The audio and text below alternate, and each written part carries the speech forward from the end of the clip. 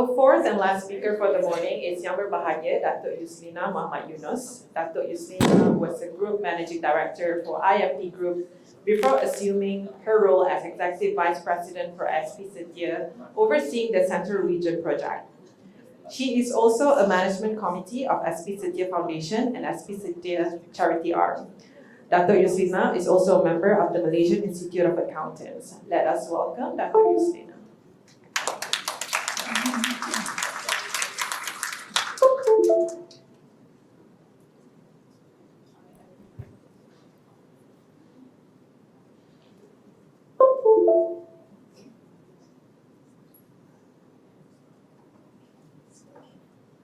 Good afternoon, everyone. Assalamualaikum.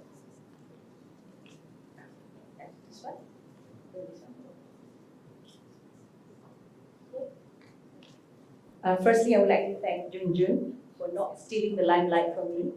Gamuda is equally a competitor for us in the residential area. So at least when I saw the topic, I was like, good, thank God. Something else, right? All right, so there again, I would like to thank Pamyo and also Bursa for arranging the session. It's not often that we get this number of movers and shakers of the capital equity market. As I always say, the pen is mightier than the sword. And in this case, the laptop is mightier than the sword. So let's hope that we've got good reviews after this video. I'm sure you are also looking at that. So I'll go straight to today's agenda, which we have got creating species and transcending generations, which we feel is really apt for the market right now, especially the residential market. I'll be covering a few areas, 4 areas in totality, which I'm going to talk about more about us. It's going to be a very short session about us. And the residential demand and supply, I'll be more or less touching back to what Puan Sohila has been talking about, and as well as Amy has been talking about over the last 2 sessions on the residential area and buyers' emerging trends, which I'm sure the Gamuda team may or are also experiencing similar challenges and also, I would say, similar areas of concern. And finally, we'll be covering an area which we feel we'd like to share with you, our SP Setia case study, looking at our existing 2, I would say, townships which are doing very well. So where we operate, can I go to the next slide? Oh, sorry. All right. Okay. So where we operate is basically we've got 42 numbers of projects existingly, and 19 of the projects are currently situated in central, 12 of the projects in southern, 5 in northern, and 1 in eastern, which coincide with the fact that one Sheila mentioned and also reinforced by our colleague Amy, talking about the 4 growth area or rather consistent areas of demand, which is Johor, KL, Selangor, and Perak. And Setia is, of course, situated, our land banks are situated in those 3 primary states which we've spoken about, which is Johor, KL, and Selangor. So we do have substantial land banks. I think all of you know the numbers that we have in Johor, KL, and Selangor, which cover substantially most of our land bank being situated in the central region. And in Johor, we've got about, I believe in Johor, we have got about 2,000 acres. And in northern, which is in Penang, we've got about 1,000 over acres. So we are actually in the prime area, in the apt area of location where transactions and demand is available currently right now, which will continue to be there in terms of demand. And if I may move on to the next slide. Business segments. What I will be talking about is basically our emphasis at Setia in the 4 areas of business segments, which is our mainstay of property development, residential and commercial, where we're still focusing on township. We will still continue focusing on township development, and our eco-team and catalytic development with integrated development. And this is, of course, knowing for a fact that it's our mainstay and will continue to be our mainstay. And moving on to eco-industrial development, this is something that Amy has reinforced. The demand is there, especially where our lands are located. Knowing for a fact that Amy actually mentioned earlier also the fact that there will still continuously be demand in Klang Valley, and knowing for a fact that there's scarce land, industrial land in Klang Valley. So I would like to share with you, that's going to be our future main contributor. As most of you are aware, we have still Alaman. And moving forward, we'll have the upcoming industrials in both northern as well as southern. And of course, our hot topic right now which is the REIT potential. I will keep this to later, and you're most welcome to have one-to-one sessions with Puan Lindayani if you feel that there's a need to talk about the REIT potential. And of course, our international presence, which is very, very much so our contributor existingly and moving forward as well, which is Australia, UK, Vietnam, Japan, and China. And a bit of a figure, residential demand and supply. This is very much reinforcing the fact that what Rita has mentioned earlier. The demand is still very much so anchored around residential, where 61% is the demand of the whole development demand, property demand. And we can see that this is, I would say, plateauing in about 60% in the first half, moving on to 60% again in the first half of 23 and 22. So it's that sort of region amount that you're looking at. 60% is being the transaction volume for first half 2004, which is about the same as the previous year and the year before as well. Moving on, and key components of our buyers' emerging trend. What we see right now is basically from the numbers that we have and the existing buyers that we have within our township, the mainstay is basically still established families. We cannot deny the fact that families are the ones who are actually looking at buying houses because the younger generation are still happily going for parties. So that's still not in their priority list. So established families from the M40 income group, buyers are looking for stability and long-term investment in family-friendly neighborhoods. We find, which I will share with you earlier, is basically capital appreciation is one area of concern or one area of emphasis that the buyers are looking at as well. Because it's just not merely a roof over their head, it's also an investment that they can potentially liquidate in the event anything happens along the way. And parents buying for their children, this is something very obvious. This is common among the middle to upper income families because they know for a fact, like what Annie reinforced just now, residential is the mainstay. And residential prices, by virtue of the construction costs not reducing, will not go any lower than what it is right now.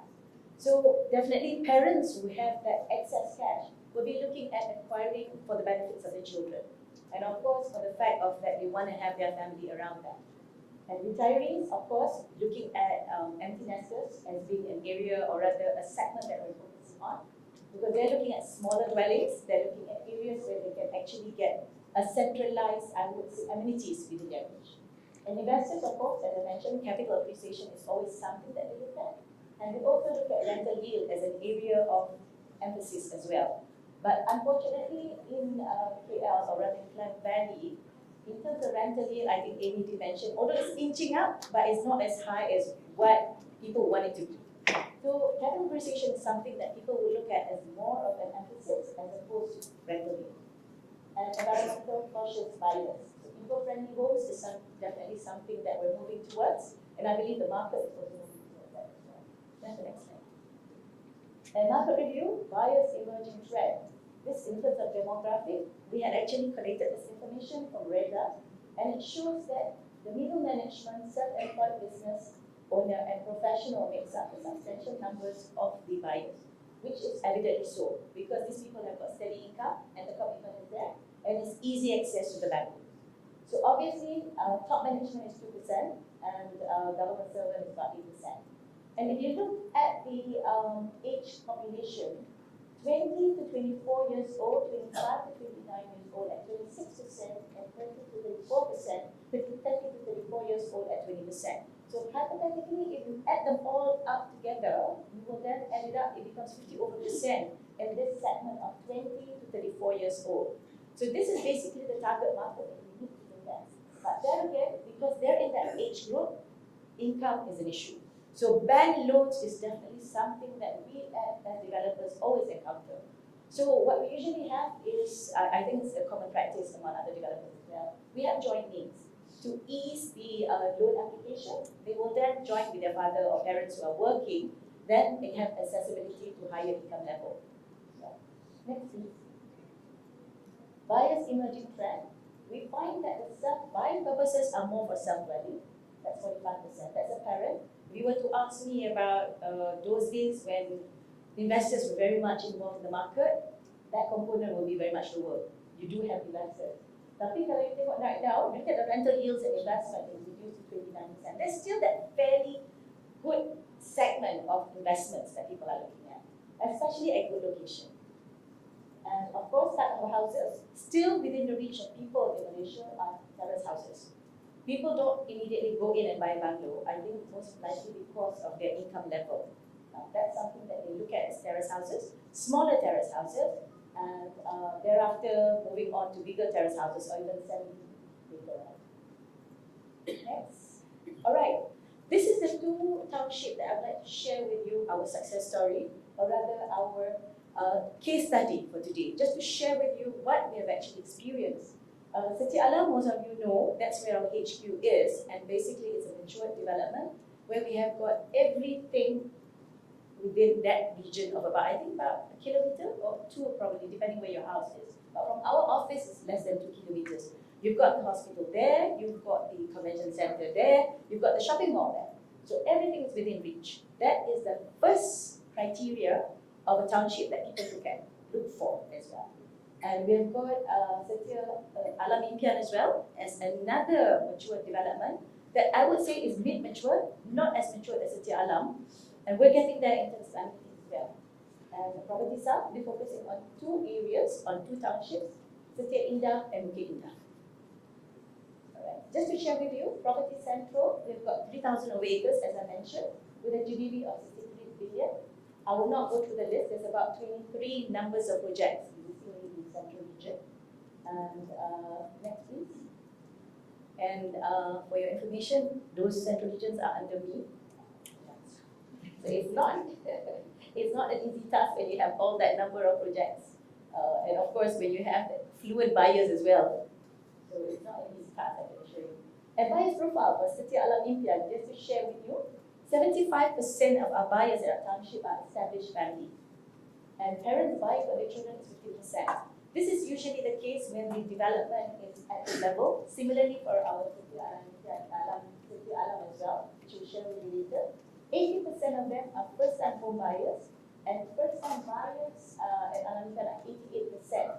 So this is what we've noted. So first-time house buyers is very important because they will be the ripple effect or the introducer thereafter. It's very important that you need to convince the first-time home buyer. Before then you can come up with the local buyers, which are loyal local buyers as well. And of course, retirees are 6%, and we've got investors 4%. It's a good combination, if you ask me, but it is better if the investors move up to a higher level. Because investors will come in and push the price point for the next phase. The house buyers do not do that because they buy a house only once, most cases, yeah. So it's the investors that we are always encouraging so that then they push us to the next level. But knowing for a fact that there is always a ceiling to everything, so we're not overly ambitious as well. So we know where we are, we know where we're going to head to. All right, next please. Setia Alam, our mature township as I mentioned. These are the residential prices that I feel that I was speaking to Puan Dayani, our strategic plan CSO. So I discussed with her and I felt that this is something that I share that we would like to emphasize a point. The upside of our development. Setia Alam, which is located in Shah Alam, I'm sure most of you would know, and the residential price increase over time shows it is the best. And we will share with you also Alam Impian, but of course Alam Impian is not as mature as Setia Alam. So in terms of price appreciation, you won't be able to really gauge it very well. But here you can see that even for that fact, look at double story terrace 18 by 65, there's a 73% escalation in terms of price point. And double story terrace 22 by 75, if you look at it, it's already 229%. So these are the numbers that makes the township works. These are the numbers that push our profits as well. Because as Amy was saying, construction cost is definitely headache not only for us at Setia, generally everywhere. So what we need to do is make sure that there is that steady growth in terms of price increase over time. And it's evident that from our numbers, we show that Setia Alam has done it. Yeah. Can I have the next slide, please? Setia Alam Impian is our next township generation. The growth is there, but because Alam Impian, of course, is not as fast, not as matured as Setia Alam. So hence, you can see that the growth is there, but to a certain extent, double story terrace has plateaued. 7.8%, it's still a good steady increase. And of course, if you look at even our cluster, it's 4.8%. And the best being our double story terrace, which is sized at 1008, 1006, 1007. that has got an escalation of 10.2%. So these are the numbers that people look at when they actually decide to buy a house. Because not only they look at a roof over their head, but they look at the future potential of those so-called houses for them in the event that they need. And next is, why choose Setia? Our competitive edge, of course, expertise as a township, master developer with an industry award, of course, numerous industry awards, and cater for intergenerational lifestyles. So the title which we had earlier on was very apt for this particular reason. And pioneer and sustainable property development. We started even before this, even before ESG was put in the limelight. We had started very much earlier. Our houses in the initial part, I would say even Setia Alam, Bandar Kinara, and most of the developments, we were already introducing rainwater harvesting there. So it's nothing new for us. Next, please. Our competitive edge, again, cross-sector strategic partnership and collaboration. We don't get it easy by all of you, because when your balance sheet is heavy, nobody likes you. So we have accepted the reality, and we know for a fact that we need strategic partnership and collaboration to move forward. You can't do it on your own, because the township is big, and you can't develop everything everywhere at the same time. So to ease our balance sheet, that's what we need to do. We need to move forward with strategic partnership and collaborations with partners who can enhance the value of our township. That's what we've done, and as you notice, we do have 1 or 2 land sales that have been in the limelight of late. So those are basically the reasons why we move forward with that as well. And we're building an integrated city, but this is not done all on our own. We still need partners to collaborate. We still need partners to go ahead with what they have and added value that they bring with them. Next, please. And of course, our Setia Alam, this is another township that we're looking at strategic partnership and collaboration. For those of you who have been to Alam, you may notice that there's not much commercial that's happening there. But the shops that's readily available, the neighborhood shops, are doing very well. But when you talk about office buildings, convention centers, so I have to admit it's not there yet. But of course, we also need to ride with the population, and we need to also look at the market demand. It's no use having a hotel when you don't have anyone who's going to stay in the hotel. So I think we need to be practical about that. All right. So as we mentioned, we're enhancing to market demand. We're reacting to customer preference, which is very important. Next, please.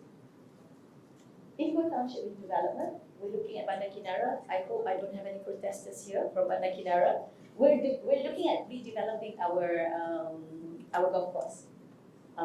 It's not an easy task. We do get a lot of feedback, and those are not pleasant feedbacks, I would say. But we hope that it's going to be a success for us moving forward to having redeveloped. So we hope it's going to be done, and we're going to replicate our Eco Templar, as most of you may have visited our Eco Templar in Rawang. That's a former golf course. So we hope to replicate the success story of Eco Templar to Kinara. Next, Property South. The hot topic of today's discussion, as well as the property market right now. Property South was, I wouldn't say it's unexpected. It was expected because the king came on board and is from Johor. So, but it is good vibes that you get from Johor, that's for sure. But how long does the vibe stay? That's the important question. But I think Amy confirmed that it will continue to be there, the demand. And I think Puan from Napik also mentioned that pemangkitnya adalah masih di kawasan Johor Bahru sendiri. Definitely places outskirts of Johor Bahru will be a bit tough. You know, we have seen the so-called story of other developers developing outside of Johor Bahru that were not so successful, I would like to say. I mean, that's the reality of the fact. And I hope that by the time the train connects to Singapore, daripada Johor Bahru Square, JB Square, it will help to more or less spur further demand in that area. Kalau tak pun, it's the surrounding taman. For us, we've been very fortunate. We do have tamans, or rather developments in JB town itself. Although land banks are not much, but it's within a distance, I would say comfortable distance for them to actually travel. And we've got about 1,130 acres with a GDP of 11 million. Next, please. And buyers profile for Setia Tropika Johor is basically, as you can see, 83% are first-time buyers and 18% are repeat buyers. This is very important for developers because you can't be forever going up to first-time buyers. you've exhausted the first-time buyers, and then you still need your repeat buyers to come in as well. So we've been successful in talking about the role, though the numbers are relatively low at 18%, but we hope to push it up further. Next. And value appreciation in Johor Township. So then, if you can see, Bukit Indah is a plateau, still at 100%, but it still isn't as what you see in Klang Valley. But look at Setia Tropika, that's definitely an upswing in the market, the capital appreciation. Of course, if you look at 2024, that I believe 2025 will still further go up and not plateau at what you see in Indah. Right. Next. Catalytic development within the area of Setia Tropika. We have got KTM Kapal Station, we've got service apartment which is proposed. So these are, as I mentioned, a well-planned township where you've got most of the amenities within walking distance. And we've got Sky Garden, Sky Pit, and Tropika Welcome Center. So this is something that buyers look at when they come and choose the house that they wish to purchase. What is within close reach? They don't want to travel outskirts, they don't want to travel 5 kilometers away just to go to hospital or 5 kilometers away just to have their meal. Alright? And our competitive edge again for Bukit Indah is a masterpiece of commercial in Bukit Indah. So that's something that we have done successfully. And we've got Aeon, and we've got the various other, I would say, commercial, partners in. We've got the various hotels and so on. So that's something that's worked well for us in Bukit Indah. And these are our proposed action plan for Southern, of course, 73 units of 3-story strata shop office. And shop office seems to be the flavor of the day right now, even in Central Region and also in Southern. I believe it's also because, as I mentioned, the rental yield and potential capital appreciation because land is becoming scarce. And there's always that tendency for people to open up shops, whether you like it or not, with Grab being the most convenient right now. So they still need shops to operate. I mean, you can't have a central kitchen somewhere 30 kilometers away and still deliver. Right? So that's just something that they're looking forward to. So shops is definitely still something that I feel will still be in demand at the right location, of course. Earning growth, robust track record and future potential. Our gross profit margin, which I believe most of you may already be having it with you, the information there. So Q3 2024, as you can see, it's moving up. But for Central Setia Alam, of course, it's not as high as 2023. Reason being, construction cost is something that we have to manage. That's something. And of course, the next thing, of course, is not merely construction cost, customers' expectation. We have got competitors in the market who are already giving better than what we used to give before. So obviously, trying to be in the lead, you need to be better. And ESG is something that we are actually emphasizing in most of our development. So that this could be our selling point. This could be our emphasis. And if you notice, Alam Impian is inching up for Q3 24, and Setia Indah as well. Gross profit margin is relatively there, and Bukit Indah is slightly higher than the previous one. Next. So sustainability at Setia, as I mentioned to you, it's nothing new to us. We've introduced it, and we've introduced it very much earlier than anyone else. So basically, our emphasis is sustainable, innovative, and quality development. And we're committed to creating that resilient, forward-thinking communities. And we have got these green living features, which are 9 features altogether. We've got the box for those who order from the Grab, rather than leaving it on your edge of your fence or next to your light, your gate light. We've got a box to keep it there. So just in case you're late, it's well covered. It's in safe hands, I would say. Next. And this is what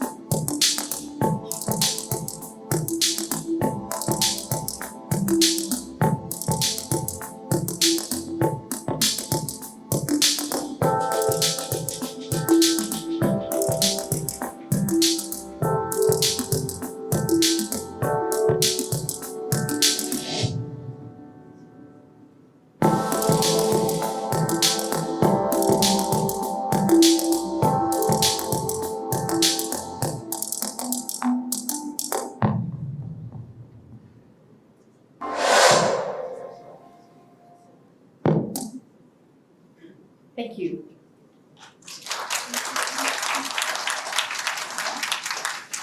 We will now open the floor for Q&A session. If you have any questions, please raise up your hand so we can pass you the mic. I believe everyone is hungry for lunch. So, thank you. But you're most welcome to approach me while we're having lunch. But I need to hurry in. My colleagues are over that side. We have got Siti Wanditayani, our corporate strategy officer, and of course, my colleague here as well. Please do contact us if you need further information. Thank you. Okay. If there's no further questions, on behalf of Hong Leong Investment Bank and Bursa Malaysia, I would like to thank Datuk Yuslina for sharing her insight with us today.